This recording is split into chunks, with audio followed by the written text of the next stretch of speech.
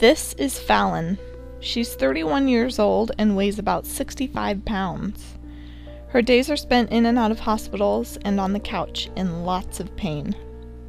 In fact, the pain associated with her disease is rated 42 out of 50 on the McGill pain scale, above child labor and amputation. I talk to Fallon every day. I like to think the way I met her was fateful. One evening, an old memory popped into my head of my very first best friend.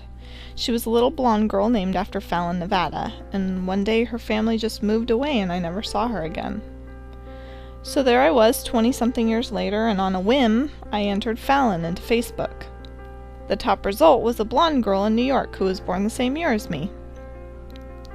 I looked through her photos and noticed she was abnormally thin and frail and walked with crutches.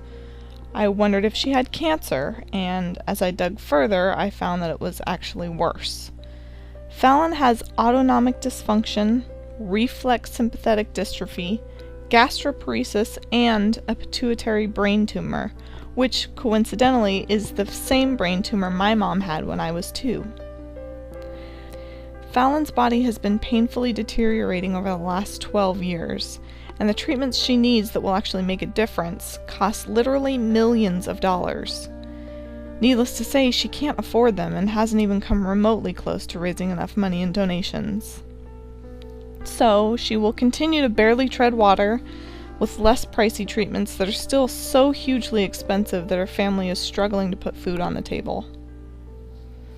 Fallon is put into a medically induced coma every 2 weeks, just to deliver some nutrients to her body since she's unable to keep any food down. She takes over 20 medications a day, but vomits most of them up. The only thing she can manage to keep down is these popsicles that have heart medication in them. Fallon has been to hospitals all over the country: Stanford, Mayo Clinic, Hopkins. There is a treatment that could potentially reverse her disease, but it's not available in the United States, and it will cost over $200,000. Her father is her only source of income. He has an extermination business, but when he's absent from work, there's no one to do the work, and therefore no income. He's the only one who can travel with Fallon to these hospitals, as her mom suffers from MS and stays home to keep the books and hold down the fort. Her father's exhausted, and the family hasn't had a penny to spend on themselves in over a decade. Yet he keeps a smile on his face, and he holds her hands tightly during every procedure and refuses to let her go. It's up to Fallon herself to raise donations. Her pleas are frequently long-winded and repetitive because her brain has been affected by her condition and medication. It's even erased a good portion of her long-term memory. I ask her about her days as an ice skater, and it's hard for her to recall. She remembers it being some of the best days of her life, but that's about the extent of it. Shortly after contacting Fallon, it became clear to me that this girl has so few people in her life to talk to make memories with, or even really just to keep her company. I can imagine how over a span of 12 years her friends could lose interest in someone who's too immobile to go out with them and always talks about being sick, because that's really all her life has become.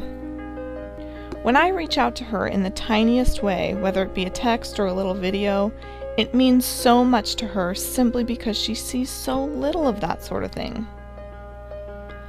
I'm not rich. In fact, I'm flat broke with very little income.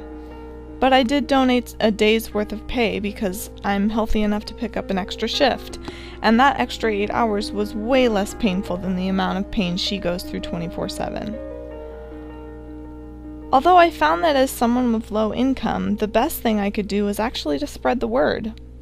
I shared her story on Facebook and tried to reach out to celebrities through social media, but aside from about 3 or 4 of my friends who are also flat broke, just sending their prayers and a couple bucks, I really saw no results.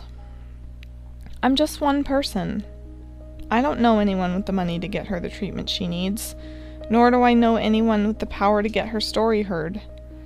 But if all my friends took 30 seconds to read her story and share it, and all of their friends did the same thing, there's no doubt her story would fall upon the ears of someone who could help. All I can do is make this video and hope you'll share it. Fallon is on borrowed time, and I'm not okay with letting someone suffer whose only crime was being unlucky. I'm sad that our system has failed to take care of a family so unlucky as Fallon's. And I'm sad that there's so many thousands of stories just like hers that never get our attention. Fallon frequently talks about giving up.